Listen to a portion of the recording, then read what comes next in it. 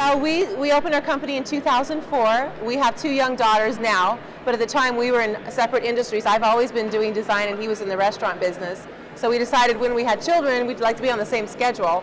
So since we already had a background in design, we decided to go with that. And we opened up our business in 2004 here in Las Vegas, and it's been just wonderful. It's been a great place to grow, and the business has kind of organically grown. Last year we had our best year ever. So we're excited. Like, it's a great place to be. How did I pick up design? I actually started off trying to be a singer, which thank goodness that didn't work out.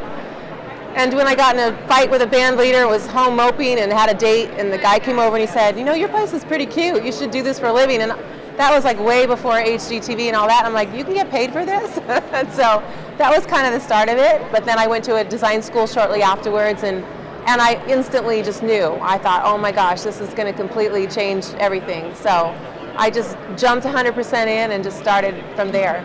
So what influences? Just about everything that possibly comes in front of my eyes. You know, you never stop looking for shapes and sizes and colors and textures and everything. That's what's wonderful about design. You could just go anywhere in the world and be influenced or inspired by something that you see. Even fashion, you know, everything's related to design. So it just never stops. My favorite part of my job. My favorite part of the job is just the creation of something new with a client that when their eyes light up and they just, how did you know? How did you know? You know, like when you finally, you get it right. And, you know, I listen really well to my clients and ask lots of questions, and then it's a little bit of intuition and a little bit of, I don't know, magic, or all of it together, a design angel I call her. But it's just when the client just really gets excited and happy. But I love the textiles a whole lot. I love the fabrics. That's usually where I start my project. And then I'll do the space planning, and then I'll kind of grow the other elements from there. So it just depends on the person. Sometimes it starts with a client's favorite photograph or a picture or something that they have too. So it really depends on the job.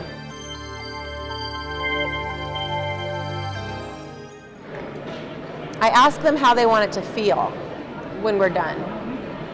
How do you want it to feel? Not how do you want it to look or what's your style or anything like that. And then I'll say, give me some adjectives. And so they might say happy or peaceful or sexy or, you know, moody or, you know, cheerful or whatever it is. And you learn a whole lot about the person in those few little adjectives. Common mistake that the homeowners make.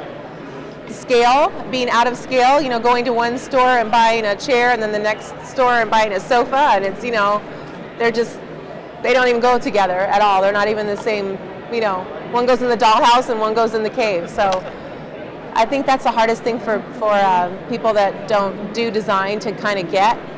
And also doing everything matching, blah, it's just horrible. You know, like going to the furniture store and saying, I'll take that. You know, like they're afraid to be creative. They're afraid to really like experiment with their own home. It's like your own home. Why would you be afraid to just do whatever you want? That's where you live. So it should be a little more daring. My favorite color to design with, oh my gosh. That's really hard. I don't know. It's usually, I never do just one color, so it's just kind of a combination. I think it's more about the combination of something really yummy and delicious. It might be, I end up with a lot of blue, and I always say I'm not going to use blue, but I always use blue. But I guess it really kind of is dictated by the project. I can't pick a favorite. That's like saying, tell me who your favorite child is. It's not fair.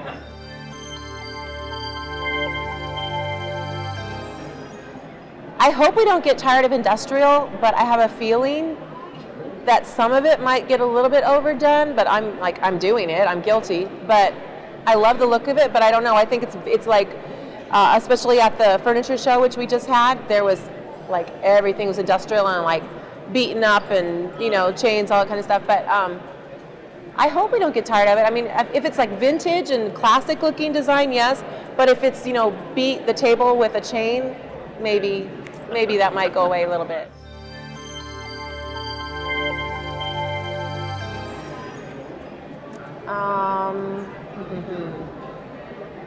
Come back. I know I don't want to see black lacquer chairs come back. I'm trying to think back to all the I know which ones I don't want to come back. You know, the thing that's really nice about design right now is that it's very eclectic. And so it's very normal and accepted and just really fun. to like just take a modern design and just pluck one little 50s kitschy chair in there, or just something really different into your design. So I don't think there's anything that's off limits. So you could just really mix it up. So I don't really think anything ever goes away. It recycles a little bit. Maybe you don't see it as much, but you know, skimming through the pages of Architectural Digest or wherever, you're going to see that eclectic look. And if people, I think that's actually finally getting to the home buyer, because, you know, in days gone by, you couldn't put anything that didn't really flow or match, or just some weird thing. Like I just installed a project. I had a Super Bowl deadline, so I was really glad when Super Bowl was here. Nothing to do with football. But we put these gigantic, like, silver decorative balls on the floor that were like big teak balls, but like silver, couple in the corner, and they're just random silver balls, you know. You know, you could never do that a few years ago. People are more adventurous. Not really. I don't think I do. Yeah, I don't think there's a secret. You know, occasionally you just keep doing it over and over again, and you kind of find out what works and what doesn't work, and hopefully it happens before you get to the project. You figure out what doesn't work. Occasionally, you know, things go wrong. Like I had a kitchen backsplash that we were installing 2 weeks ago, and you know, the sample is a 4x4, and I'm pretty good at visualizing, but when the big piece came in, it looked like leaves and flowers, the little pattern, instead of just a random crackly. I was like, oh no, we can't have leaves and flowers over, like, so we had to like quick order something new and switch it out. And so, you know, it's just a learning, you're always learning. That's the great thing about design.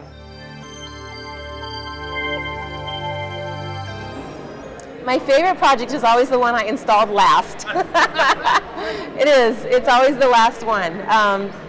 Because you know, it's just like I just had one on Friday, Saturday we installed. They moved up the deadline about 3 weeks, the Super Bowl deadline.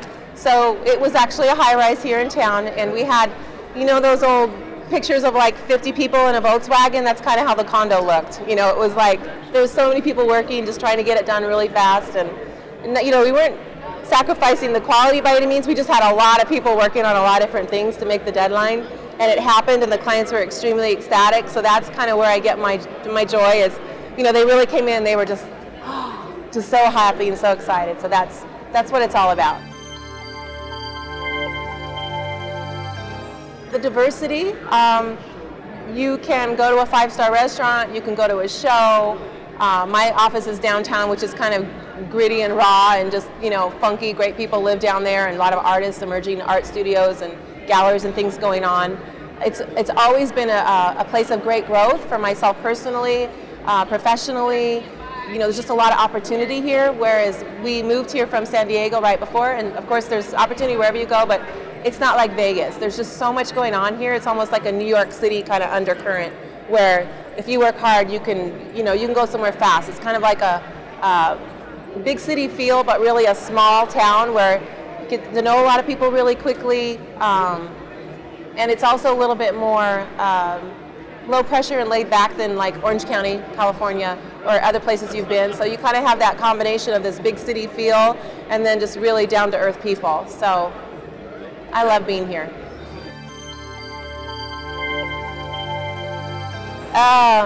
A dog. You have a dog. We just got a dog, yes. Well, we had one, and then he passed, and we got a new little puppy about 5 months ago, and it feels so much better. I don't know, it's different. So.